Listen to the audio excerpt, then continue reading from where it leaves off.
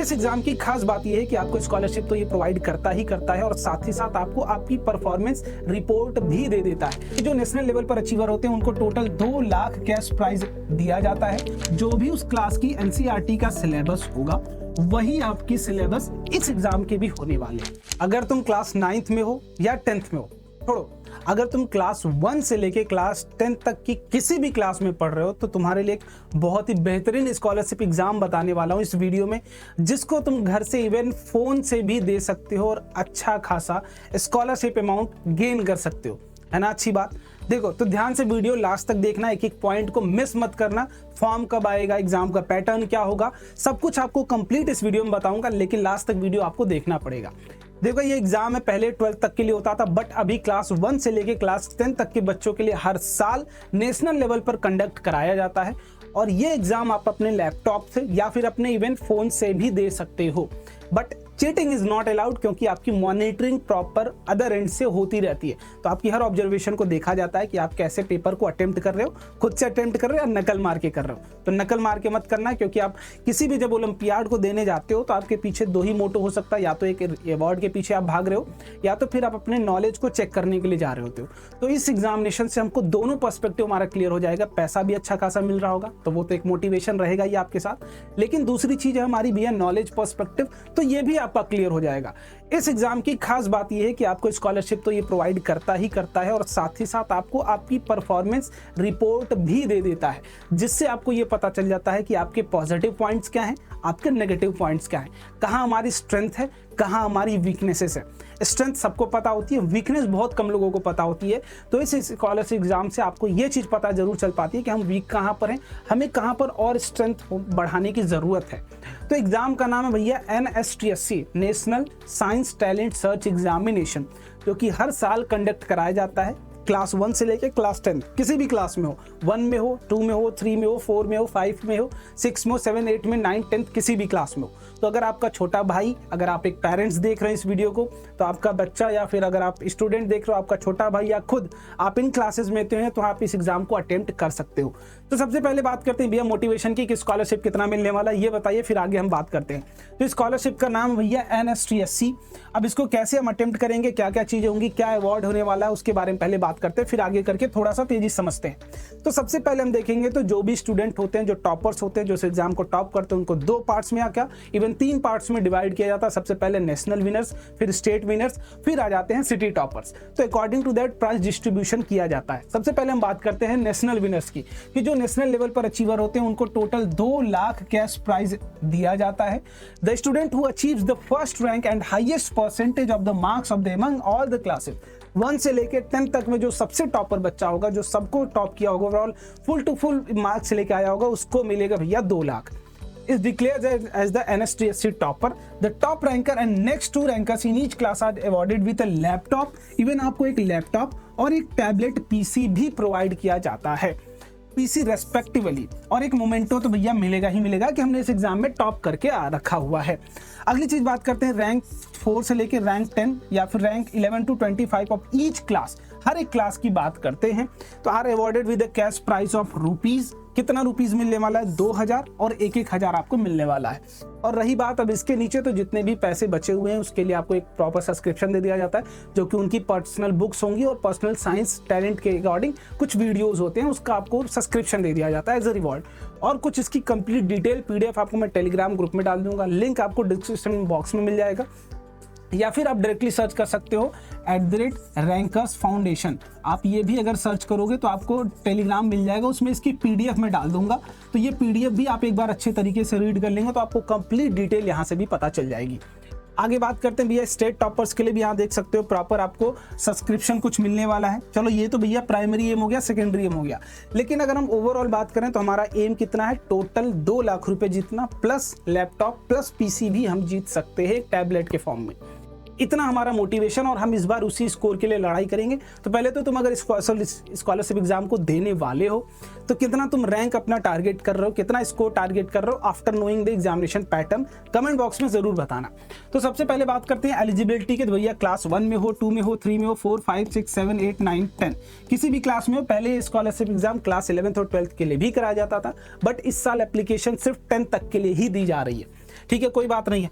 और जो इसका पैटर्न होने वाला है, NSTSC फॉलो CBSE सिलेबस। अगर आप क्लास 1 से लेके क्लास 10th में CBSE बोर्ड से पढ़ाई कर रहे हैं तो जो आपके स्कूल का पैटर्न है सेम पैटर्न इस एग्जाम का होगा, कोई डिफरेंट पैटर्न होने वाला नहीं। ठीक है, question paper are also suitable for the student of ICSE and ISC, various state board and matriculation syllable.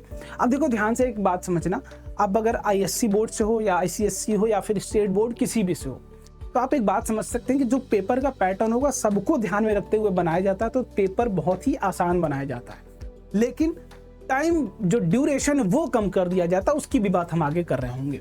तो आगे देखते हैं, सिलेबस की बात करते हैं। तो भैया आप जिस भी क्लास में रेस्पेक्टिव क्लास में पढ़ाई कर रहे होंगे, जस्ट वन सेकेंड, आप जिस भी क्लास में रेस्पेक्टिव क्लास में पढ़ाई कर रहे होंगे, क्लास 1 में होगे, क्लास 2 में होगे, तो जिस भी क्लास में आप पढ़ाई कर रहे हो, जिस भी क्लास में आप हैं, उस क्लास की जो भी NCERT का सिलेबस होगा, जो भी उस क्लास की NCERT का सिलेबस होगा, वही आपकी सिलेबस इस एग्जाम के भी होने वाले हैं। रही बात आपको अगर फुल डिटेल जानना है तो मैं सिलेबस का PDF आपको प्रोवाइड कर दूंगा। वो PDF कहाँ होगा? हमारे टेलीग्राम चैनल में।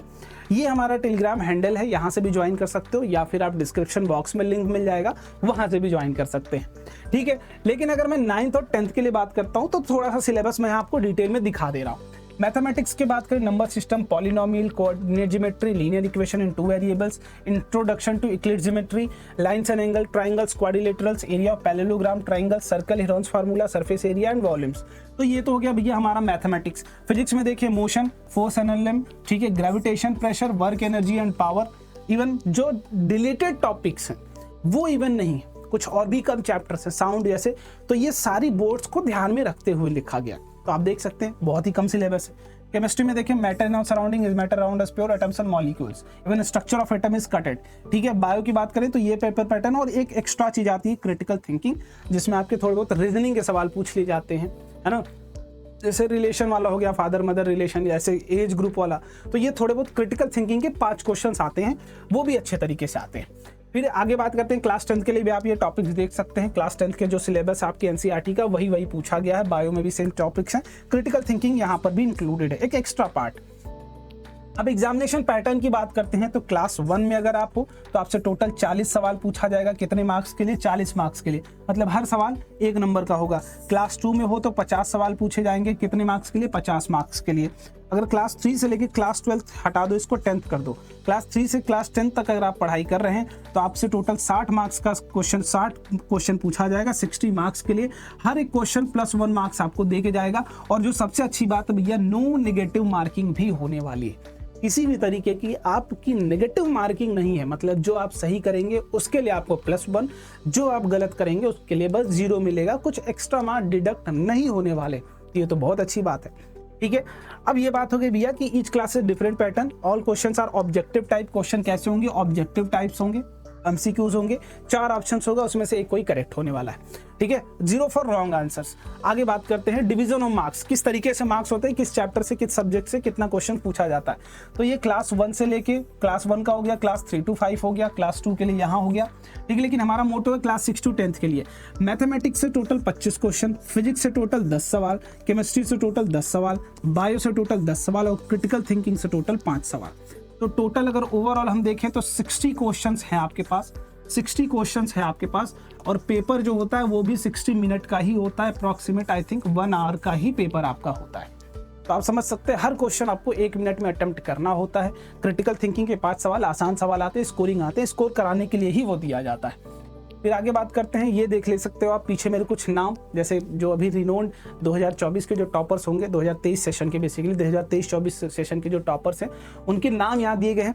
अगर तुम चाहते हो मेरे भाई कि ये नाम मेरा भी यहाँ लिखा है और ये लिखा है congratulations, you are at the rank 1 of the top of 100 national achievers in your class in NSTSC 2024-25।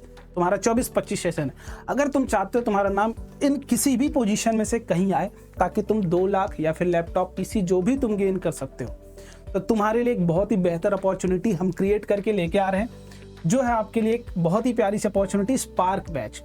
देखो एक ऐसा बैच है जिसमें आपको प्री फाउंडेशन लेवल पर हम तैयारी कराने वाले हैं। इट मीन्स अगर आप क्लास 9th में हैं या फिर क्लास 10th में, ये बैच किसके लिए पहले हम ये डिसाइड कर लेते हैं।